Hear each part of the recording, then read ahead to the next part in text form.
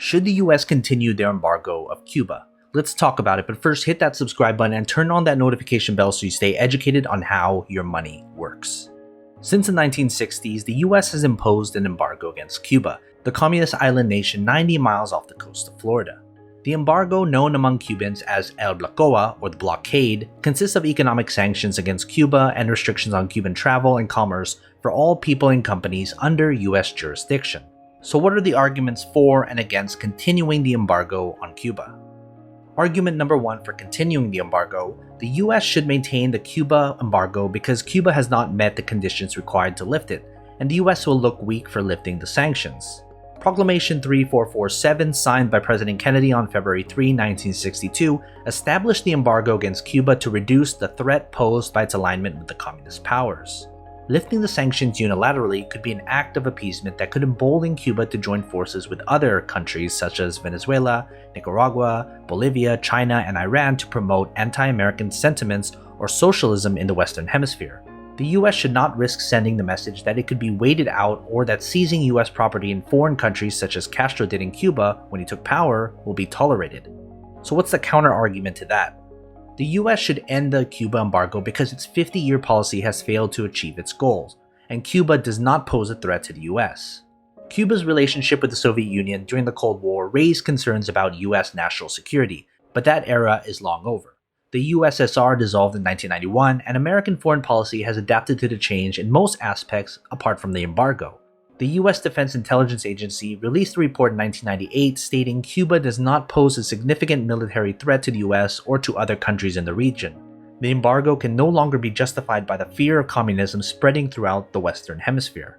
If over 50 years of sanctions have not toppled the Castro regime, there is no reason to think the embargo will ever work. So then let's talk about argument number two for continuing the embargo. The Cuban people have consistently responded to US attempts to soften the embargo with acts of aggression, raising concerns about what would happen if the sanctions were fully lifted. President Carter tried to normalize relations with Cuba by opening the US interest section in Havana in 1977. Fidel Castro then orchestrated the Mariel boat lift, which sent 125,000 immigrants, including criminals and mentally ill people, to the US. President Obama relaxed the US travel policy in 2009 to allow unlimited travel to Cuba to visit family members. That same year, the Cuban government arrested an American aid worker and sentenced him to 15 years in prison, and he was not released until 2014. Since the US agreed to reopen the US embassy in Cuba, the Cuban government has continued to persecute and arrest its own citizens. Arbitrary short-term detentions increased between 2010 and 2016, from a monthly average of 172 detentions to a monthly average of 827 detentions. While the average had dropped by 2019, the Cuban government was still detaining over 227 people per month arbitrarily. So then what's the counter-argument for that? The US Chamber of Commerce opposes the embargo, saying that it cost the US $1.2 billion annually in lost sales of exports. A study in the Cuba Policy Foundation, a nonprofit founded by former US diplomats, estimated that the annual cost to the US economy could be as high as $4.84 billion in agricultural exports and related economic output. 9 US governors released a letter in 2015 urging Congress to lift the embargo, which stated foreign competitors such as Canada, Brazil, and the European Union are increasingly making market share from US industry in Cuba, as these countries do not face the same restrictions on financing. Ending the embargo will create jobs here at home, especially in rural America, and will create new opportunities for US agriculture. So then what's argument number three for continuing the embargo? The embargo enabled the US to apply pressure on the Cuban government to improve human rights. Several international organizations have written about the long history of human rights abuses and repression in Cuba. At least 4,123 people were detained for political reasons in 2011, and an estimated 6,602 political detentions occurred in 2012. The freedom of expression and right to assemble are severely restricted by the government. The 1996 Helms-Burton Act stated that the US has a moral obligation to promote human rights in keeping with the charters of the United Nations and the Universal Declaration of Human Rights, and the embargo is a bargaining tool. Of course, then, what is the counter-argument for this? The embargo harms the people of Cuba, not the government as intended. Cubans are denied access to technology, medicine, affordable food, and the goods that could be available to them if the US lifted the embargo. Amnesty International reported that treatment for children and young people with bone cancer in Cuba were not readily available with the embargo in place because they were commercialized under US patents.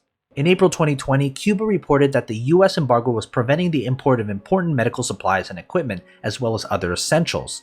The embargo was the main obstacle to purchase the medicines, equipment, and material required to confront the pandemic. So what's argument number 4 for continuing the embargo? Cuban Americans support the embargo. In addition to imposing economic pressure on the Castro regime and holding it accountable for actions against the US interests, the embargo is a moral stance against the brutal dictatorship.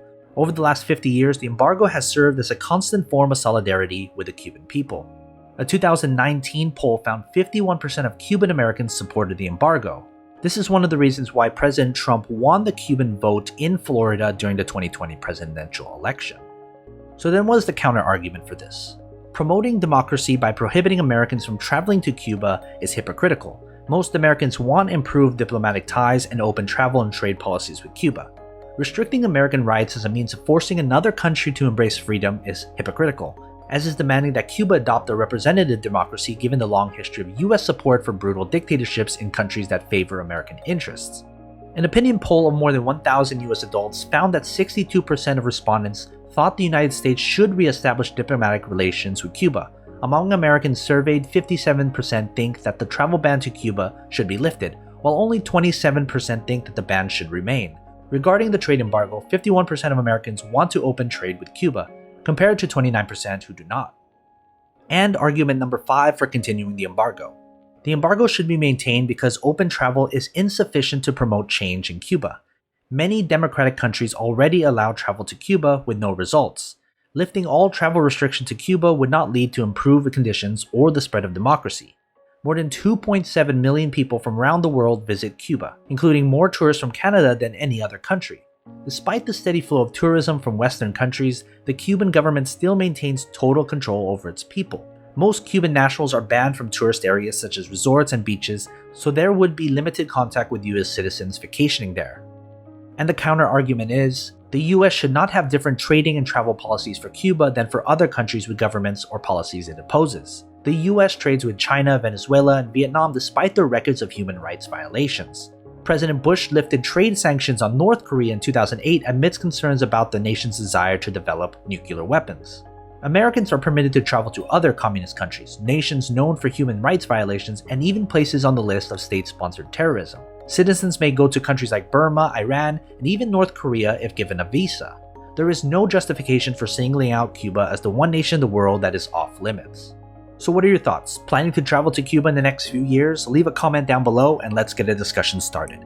And as always, take care of your money.